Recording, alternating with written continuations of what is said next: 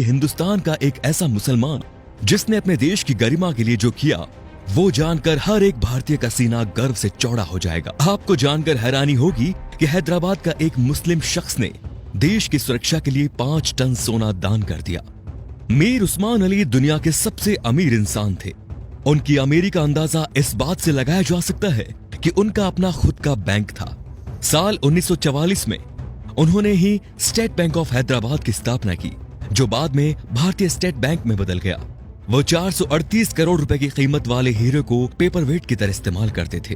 मीर उस्मान अली के पास इतनी दौलत थी कि वो अंबानी जैसे सैकड़ों लोगों को खरीद सकते थे। उनके पास 236 अरब डॉलर के करीब संपत्ति थी। एक वक्त था जब दुनिया के सबसे अमीर इंसान थे मीर उस्मान। साल 1937 में टाइम्स मैगजीन ने उन्हें कवर पेज पर जगह दी। ये इतिहास में पहली बार था जब किसी भारतीय को आजादी से पहले ही नियर ऑफ द वर्ल्ड का रिकॉर्ड दे दिया गया। पूरी दुनिया के सबसे अमीर उस्मान अली ने एक वक्त इटली और इंग्लैंड से भी बड़ी रियासतों पर राज किया। वो हैदराबाद के नवाब महबूब अली खान के बेटे थे। आजादी से पहले तक वो हैदराबाद के निजाम रहे और फिर जनवरी 1950 को हैदराबाद के पहले राज्य प्रमुख बने। मीर उस्मान अली भारतीय इतिहास में सबसे ज्यादा दान देने वाले शख्स हैं। साल 1962 में भारत चीन युद्ध के वक्त मीर उस्मान ने भारतीय सरकार को 5 टन सोना दिया था, जो कि किसी भी शख्स द्वारा दिया गया अब तक का सबसे बड़ा दान है। आपको जानकर हैरानी होगी कि भारत और चीन के बीच जब युद्ध हुआ था, तब भारत द्वारा इस्तेमाल किए गए हथियार और बारूद मीर उस्मान के पैसों से ही खरीदे गए थे। अगर मीर उस्मान 5 टन सोना दान ना करते तो भारत के बड़े हिस्से पर चीन का अधिकार हो जाता। मीर उस्मान द्वारा दान किए गए सोने को लेने मौजूदा प्रधानमंत्री लाल बहादुर शास्त्री खुद हैदराबाद गए थे। ये भी जान लीजिए दोस्तों कि मीर उस्मान अली ने ही भारत के पहले हवाई अड्डे का निर्माण करवाया। उस्मानिया यूनिवर्सिटी हैदराबाद की स्थापना भी मीर उस्मान ने ही की थी, जो आज भारत की सबसे बड़ी यूनिवर्सिटीज में से एक है। उस्मान अली ने दान देते वक्त कभी किसी का मजहब नहीं पूछा।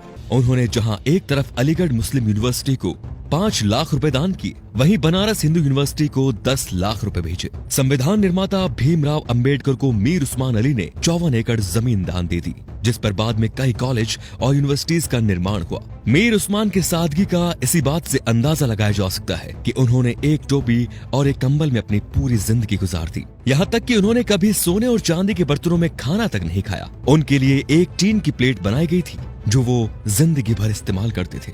निजाम म्यूजियम में मौजूदा दस्तावेजों के मुताबिक मीर उस्मान का जनाजा दुनिया का सबसे बड़ा जनाजा था।